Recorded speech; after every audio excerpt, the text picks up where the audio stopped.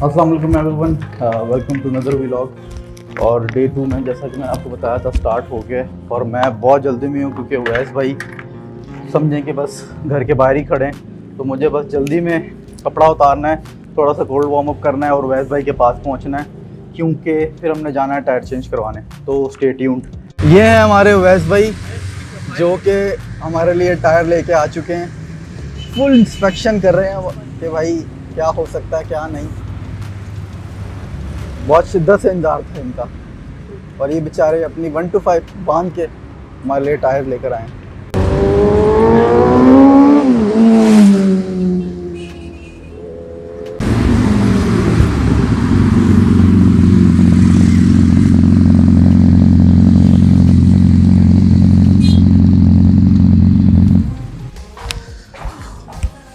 अच्छा तो यार दोबारा घर पर आए हैं। एक तो पानी पीना था उवैस भाई ने, दूसरा जो मेन चीज़ है इसने टायर चेंज करने है, उसके पास स्टैंड नहीं था। स्टैंड ये होता है जिसके ऊपर ये बाइक हम हैंग कर देते हैं तो सिंगल स्टैंड से दूर हो जाता है। तो अभी स्टैंड लेके हमने जाना है। अच्छा तो ये स्टैंड, ये उवैस भाई, ये बाइक और ये हम टूवर्ड्स टायर वाली शॉप। टायर आउट करवा लिया हमने और स्टैंड ले आए हैं, लगा दिया। उवैस भाई ऑन ड्यूटी, सबूर भाई भी हैं हमारे साथ, मेहनत कर रहे हैं। एक फटीक नहीं आ गई है, वो ये है कि इसका ब्रेक पैड बिल्कुल फाड़ेगा। लेट मी शो यू, ये देखें। अब ब्रेक पैड भी चेंज कराना पड़ेगा, खर्चा खर्चा। ठीक है, ये देख रहे हैं आप। तो इस वजह से मेरी डिस्क भी ख़राब हो रही थी। अच्छा उवैस भाई मुझे बताएं कि आपने टायर वायर चेंज करवा रहे हैं, क्या सीन है? अबे असल में टायर इसलिए चेंज करा रहे हैं, वो टायर बिल्कुल डेड था, उसमें फ्लैट स्पॉट्स थे और क्रैक्स थे। खैर टायर की अपनी भी कोई शेल्फ लाइफ होती है, वो टायर में खाते शायद पहले कभी किसी ने चेंज ही नहीं कराया हुआ। तो मैं इस टायर रिलाई इतना नहीं करता क्योंकि ऑब्वियसली बात है, सेफ्टी का मैटर है।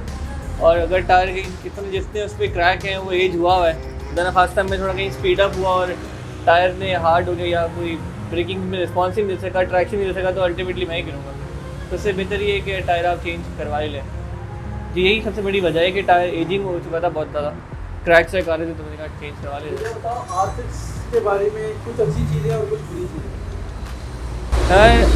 R6 के बारे में खैर बुरी चीज़ें इसकी एक ही है, बुरी बल्कि एक ही चीज़ है, अब आगे अच्छी चीज़ की बहुत सारी हैं। मैंने बहुत सारे बाइक राइड किए, लिटरली 10R भी और दूसरा भी R1 भी। R1 यामाहा के कोई भी आप बाइक उठा लें, R3, R125, R25, R6, even R7 अब जो नया है वो वाला भी, और R6। इवन अब यामाहा के बाकी बाइक उठा लें, MT उठा लें, MT9, इनके अंदर जो है ना, खैर MT तो बिल्कुल चेंज है। अगर आप सिर्फ इनके सुपर स्पोर्ट्स कैटेगरी की बात करें ना, इनमें खड्डा सिर्फ एक ही है जो अब नई जनरेशन में ख़त्म हो गया, वो हीट का, दैट्स सेट, और कोई मसला नहीं है। और उसकी भी एक वजह है, बुराई इनकी हीटअप की वजह ये है कि देखिए ये है बहुत ज़्यादा रेस ओरिएंटेड बाइक, ये ट्रैक ओरिएंटेड बाइक। आप बाइक में बैठोगे ना, आपको बहुत डिफरेंट से फील आएगी। क्यों? नोज़ डाउन है, टेल अप है। आप बाइक पे बैठते हो ना, आप बिल्कुल एग्रेसिव पोजीशन में आके बैठते हो, वो आपको ना बहुत हेल्प करती है ट्रैक पे एग्रेसिव राइड करने के लिए। आपकी मूवमेंट बहुत अच्छी है। मैं इससे पहले CBR मेरे पास था 2013 रेप्सोल एडिशन, उसमें इवन जिक्सर के अंदर भी 600,000 में भी जो फुट पैक की पोजीशन थी ना, वो R6 की सबसे ज़्यादा मज़ेदार है। लिटरली आपका फुट है ना, बिल्कुल इस तरह इरेक्ट होता है, बिल्कुल टिल्टेड होता है कि आप आराम से इजीली इससे मूव कर सकते हैं। एग्जैक्टली आप देखिए, जब आप इस पर बैठते हैं ना, तो अल्टीमेट आपका फुट यूँ आता है, क्योंकि आपने जब बाइक पे लीन करना है तो आपने फुट पे ही मूव करना होता है, आप हाथों से मूव करते नहीं। तो इसकी वजह से ना, क्योंकि 3 चीज़ें मैटर करती हैं, एक सीट हाइट, एक आपके हैंडल बार की हाइट, और तीसरा आपके फुट पैक की पोजीशन। और R6 में ये 3 चीज़ें बहुत अच्छी हैं। तो एक तो बुराई जो ये है वो उसकी हीट अप होने की वजह से, उसकी वजह ये फुल ट्रैक ओरिएंटेड है, आपको हर वक्त आपको भगाना पड़ेगा। ये स्ट्रीट ओरिएंटेड ज़्यादा नहीं है जितनी बाकी है, जैसे जिक्सर हो गया, CBR हो गया या कावासाकी हो गया। अच्छा उवैस भाई, मैंने एक चीज़ नोट की है इसमें यामा में, मेरे R6 में तो इस वाले बाइक में तो है, इसमें एक तो फ्यूल गेज नहीं है और दूसरा जो गियर है वो उसका मीटर नहीं है। मतलब किस गियर पे आप, ये आपको अजम्पशन करना पड़ता है या अपने एक्सपीरियंस से आपको जज करना पड़ता है? एग्जैक्टली ये बुराई सिर्फ इसमें नहीं है, बहुत सारी बाइक्स में आपको जिक्सर में भी ये मिलेगा। जिक्सर के अंदर भी गेज नहीं, इवन R1 के अंदर भी नहीं, R1 के अंदर है पर R1 में गेज नहीं है, सिर्फ उसमें फ्यूल लाइट आती है, बट दैट्स इट। ये बुराई है और पर अब उन्होंने ये ख़त्म कर दिया है। अब जितनी भी बाइक आ रहे हैं, जैसे R6 की जो नई जनरेशन आई है 2016 के बाद, R1 में जनरेशन आई है 15 के बाद, उसमें उन्होंने सब कुछ दे दिया। अच्छा, इसमें वैसे भी एक और चीज़ भी मसला है, मसला तो नहीं कहेंगे उसको, ड्रॉबैक कह सकता हूँ। इसमें आपका फ्यूल एवरेज का जो होता है ना, जिस तरह गाड़ियों में होता है, वो नहीं है। अब वो किस किस बाइक्स में है वो आप मुझे बताओगे? लेकिन जितनी भी इलेक्ट्रॉनिकली इंड्यूस बाइक है ना, उन सब में आपको मोस्टली मिल जाएगा। आपको मेरे नहीं ख्याल कि शायद CBR के अंदर भी है या जिक्सर के अंदर भी आपको फ्यूल कंजम्पशन इस तरह की मिल जाती है। आपको अब नई वाली बाइक से मिलती है। अगर आपको पुराने मॉडल में मिलेगा तो सिर्फ वो कवासाकी के अंदर मिलेगा या BMW के अंदर मिलेगा। इसमें कारपेटर इंजन, वो सॉरी कारपेटर भी हैं, कारपेटर भी हैं, पर वो ओल्ड जनरेशन में है, अब तो खैर नहीं है, क्योंकि मेरे ख्याल से 2003 या 4 की बात या शायद 5 की बात ऑब्सोलीट हो गए थे, इन्होंने ख़त्म कर दिए थे कारपेटर। और उसके बाद फिर EFI, ये बाइक भी EFI है, ये EFI है। अब अगर कार्बोरेटर अब हो तो शायद मेरे ख्याल से कोई भी रिकमेंड नहीं करेगा, खास तौर पे in sports super sports category में जाने के लिए। उसकी वजह ये है कि 4, अगर देखिए 4 सिलेंडर है, 4 कार्बोरेटर लगे हुए हैं, अब चारों के चारों को सिंक करना अजाब है। अगर आपके प्रॉपर टूल ना हो और स्किल ना हो तो ये फटा है, फिर बाइक की परफॉर्मेंस ही नहीं कुछ रहेगी। वैसे मुझे बताया, लोग अभी यूजली चाइनीज़ बाइक की तरफ बहुत ज़्यादा जा रहे हैं, कंपैरेटिवली 8-8 लाख 7.5 लाख लोग चाइनीज़ बाइक पे दे रहे हैं। आप क्या कहते हो, चाइनीज़ बाइक 0 मीटर ले लें या सेकंड हैंड ये ब्रांडेड बाइक ज़्यादा बेटर है? देखिए वहाँ पे डिपेंड करता है कि बंदा है कौन है जो बाइक ले रहा है। वो पहले बाइक चला चुका है। बिगनर्स के लिए क्या रिकमेंड? देखिए बिगनर्स के लिए तो दुनिया भर का रूल ये है, और मैं भी रिकमेंड नहीं करता, मैंने खुद भी इसका स्टार्ट किया कि आप स्टेप बाय स्टेप चलो। आप पहले, अगर आपको बाइक बिल्कुल नहीं आती तो स्टार्ट विद 25 और 70, देन गो फॉर 250, 350, 600, फिर देन 1000। क्योंकि आप देखिए बाइक भगाना, बाइक चलाना मसला नहीं है, बाइक को कैरी करना इशू है, रोकना उसको इशू है, उस पर मैनूवर करना इशू है। तो छोटे बाइक ना वो आपको मैनूवर करना सिखाते हैं, आपको बाइक रोकना सिखाते हैं, आपको बाइक का ख्याल रखना सिखाते हैं। आप इन पे आते हैं। देखिए एक चीज़ ना, एज बीइंग एन इंजीनियर, मैं एक चीज़ को बड़ा ना वो फोर्स करता हूँ कि जितनी चीज़ परफॉर्मेंस वाइज ऊपर जाती रहेगी ना, वो उतनी सेंसिटिव होती रहेगी। तो अल्टीमेटली आपको उसकी टेक केयर भी उसी हिसाब से करनी पड़ती है। फिल्टर अच्छा डालो, ऑयल अच्छा इस्तेमाल करो, फ्रीक्वेंटली इस्तेमाल करो, चेन स्प्रॉकेट अच्छा होना चाहिए। ये चीज़ आपको छोटा बाइक सिखाता है। क्यों? पावर इतनी ज़्यादा नहीं है तो अल्टीमेटली चीज़ें इतनी मार नहीं खा रही अंदर, तो आपको थोड़ा सा एनवेलप मिल जाते हैं खेलने का। आई वुड ऑलवेज रिकमेंड कि आप हमेशा छोटी बाइक स्टार्ट करो। जहाँ तक बात चाइनीज़ की है, मैं लिटरली बहुत रिकमेंड करता हूँ कि इंसान को चाइनीज़ से शुरू करना चाहिए। मैं मानता हूँ कि टेक्सास की वजह से वो बाइक पे बहुत ऊपर चले गए, पर ultimately it is a very good start. Literally it's a very good start. वो आपको बहुत चीज़ें सिखा देता है, बाइक पे बैठना, बाइक पे मूव होना, बाइक की इनसाइड्स, छोटी छोटी चीज़ें रखनी चाहती हैं। ये बाइक इतनी तेज है कि लीथल है। देखिए बाइक भगाने को ना छोटा बच्चे भी भगा सकता है, असल मसला ये है रोकना। हमारा ट्रैफिक आपको अंदाजा है, इतना कम रिएक्शन टाइम होता है, आपके पास रिएक्शन टाइम इतना कम है, 3 सेकंड 2 सेकंड मैक्सिमम, जिसमें आपने अपनी वो करना है, रिएक्ट करना है। इंस्टिंक्ट डेवलप नहीं है, इतनी पावरफुल मशीनें कैसे करेंगे? वैसे भाई स्पेशली नाउ डेज है ना, एन एवरेज जो है वो हर मंथ एक बंदा जो है वो पास्ट अवे हो रहा है, मैं जो नोट कर रहा हूँ। तो वो से इसी वजह से है कि लोग एकदम जो है वो स्टार्ट ही 600 या 1000 से करते हैं, तो वो कंट्रोल नहीं कर पाते चीज़ों। नहीं, इसकी एक वजह सबसे बड़ी ये नहीं है। जो सबसे बड़ी वजह है वो ये है कि देखें, एक तो लोग ना इस चीज़ को अंडर एस्टिमेट कर देते हैं। एक ह्यूमन फैक्टर्स का लॉ है, मर्फीज लॉ, कि एनीथिंग कैन हैपन। उसका मतलब ये है कि सिर्फ अच्छे के लिए बुरे के लिए नहीं, वो दोनों के लिए। देखिए हमारे ट्रैफिक का अंदाज़ा है, हम फिर भी एग्जाम्पशन कर लेते हैं कुछ नहीं होगा, कोई नहीं आएगा। आपको अंदाज़ा नहीं होता कि कब क्या हो जाए। पहले तो लोग इस चीज़ को अंडर एस्टिमेट कर देते हैं, बाइक भगा रहे हैं और फिर ठुकते हैं। और दूसरा ये है कि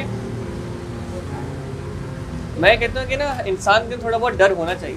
क्यों? क्योंकि वो स्टुपिडिटी से बचाता है आपको। यहाँ पे लोग डर ख़त्म कर देते हैं अपना। मेरे ख्याल से थोड़ा बहुत आपको होना चाहिए। अब DHA फेज 8 सिस्टम में 230, 270, 260 लॉक कर रहे हैं, समझ नहीं आती, छोटा सा पैच है। अब देखें BMW का एक्सीडेंट हुआ, ब्रेक फेल हुआ, बाइक गया। ये चीज़ें हैं, आपको समझना चाहिए कि आप ट्रैक पे नहीं है। हाँ, अगर आप ट्रैक पे हो, आप फुल गियर के अंदर हो तो ठीक है, आप भगाओ, बाइक को भगाने की जगह है। रोड भगाने की जगह नहीं है। वहाँ पे लोगों को समझना चाहिए कि इसको अंडर एस्टिमेट ना करें और इन्जॉयमेंट के लिए लिया है, इन्जॉय करें और घर जाके सुकून से बाइक खड़ा करें। वरना ठुकते हैं बेचारे, डेथ होती है, कैजुअलिटीज इतनी आ रही होती है, हमें भी अफसोस होता है कि यार मतलब शायद हमने भी गलत चीज़ दे दी। ये चीज़ें ऐसी हैं जो आप अंडर एस्टिमेट बस ना करें, सबसे बड़ी वजह ये है। यस, दूसरी सेकेंडरी रीज़न ये है कि लोग बहुत जल्दी स्टार्ट कर देते हैं। कुछ लोग ऐसे जो डायरेक्ट 600 पे स्टार्ट करते हैं, गलत है। आपको स्टेप बाय स्टेप चलना चाहिए।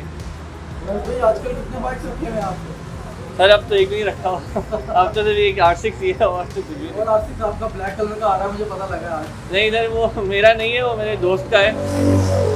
वो इंशाल्लाह आएगा तो चलाएंगे ज़रूर। चलो फिर ज़रूर राइड पे चलेंगे इंशाल्लाह। Thank you. 1 घंटे की लाइट के गैप के बाद अब हम दोबारा आए हैं टायर वाले के पास, उसकी पेट पूजा करके। और पीछे वैस भाई सर के ऊपर खड़े हैं, उनके टायर चेंज करवा रहे हैं। तो जाके दिखाता हूँ। जिसमें नॉर्मल टायर चेंज होता है वही है, लेकिन इसमें ज़रा एहतियात करनी पड़ती है कि रिम पे निशान ना आ जाए या रिम ख़राब ना हो जाए या टायर ना ख़राब हो जाए, क्योंकि इसका जो रिम का जो साइज़ होता है वो थोड़ा सा डिफरेंट होता है। तो अब मैं आपको क्लोजअप में दिखाता हूँ। Okay, the guy is struggling कि टायर आउट हो जाए। सारी टीम बुलाई हुई उन्होंने, काम ऐसा है भाई, ऊपर से मेरा काम।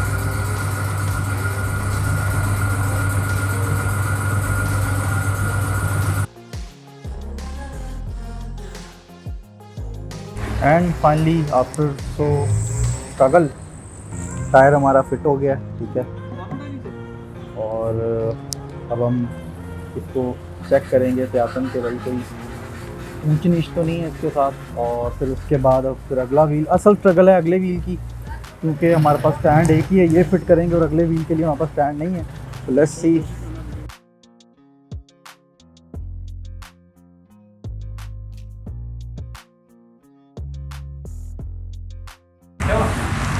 फाइनली ब्रेक शू आ गए हैं और बस समझेंगे हमारा भी जो है ना फलक काफ़ी हद तक किसी अनाड़ी से पड़ गया, काफ़ी स्ट्रगल कर रहा है। भाई गया था अभी, अगर वैस भाई ना पकड़ते तो कर अल्लाह का बच गया, दिल मेरे मुंह को आ गया। और मैं और वैस भाई आए हैं अब घर, पूरा दिन ज़ाया करके और पैसे भी ज़ाया करके।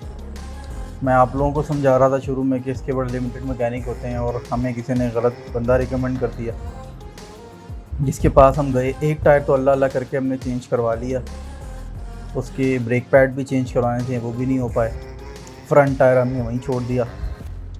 हमने कहा यार हम नहीं करवा रहे, क्योंकि उस बंदे से हो नहीं रहा था। तो वैस भाई अभी आए हैं मेरे घर पे थोड़ा सा फ्रेश होने के लिए। और मैं आपको शायद दिखाऊँ, ये पड़े मेरे पास टायर, ये देखें, ये है पिछला वाला टायर और ये फ्रंट टायर नया वाला। तो अभी जो है वो नेक्स्ट अब ये है कि इंशाल्लाह कल हमने जाना है और कल अब हम फ्रंट टायर चेंज करवाएंगे और 2-4 चीज़ें करवाएंगे। वो एक मशहूर मैकेनिक है, पहले हमें उसी के पास जाना चाहिए था, वो ज़रा दूर था, DH में था, तो हमने ज़रा काम चोरी की, जिसका हमें नतीजा रिज़ल्ट मिल गया आज। टाइम और मनी दोनों हमने वेस्ट किए। अब वैस भाई जो गिफ्ट लाए थे मेरे लिए वो इस बैग में है, तो मैं आपको दिखाऊंगा मेरा फर्स्ट एक्शन कैमरा। हाँ तो भाई पूरे दिन की स्ट्रगल के बाद फाइनली वी आर होम और वैस भाई अभी निकल के चले गए हैं। एक टायर चेंज हो गया, एक रह गया, कल बाकी चीज़ें देखेंगे। और सबसे अच्छी बात ये है कि I have got my first action camera FG Legend 6। Unboxing करेंगे, वीडियो अलग से बनाएंगे। आज मैं बहुत ज़्यादा थका हूँ और साथ में है इसका मैक, ठीक है। और इसको मैं अनबॉक्सिंग करूँगा और आपको बताऊँगा कि हेलमेट पे माउंट किस तरह होगा और किस तरह इसको हम यूज़ कर सकते हैं। और बाकी इंशाल्लाह कोशिश करूँगा नेक्स्ट व्लॉग जो है वो माउंट के साथ बनाऊँ, हेलमेट के साथ, ताकि फील आए। तो thank you so much for your time और thank you for watching. Please do subscribe my channel और अल्लाह हाफिज़। I can hear the demons call when they do what they do, and now I feel like taking off, find a place with a view. The pain is never gonna stop if it's controlling you. I know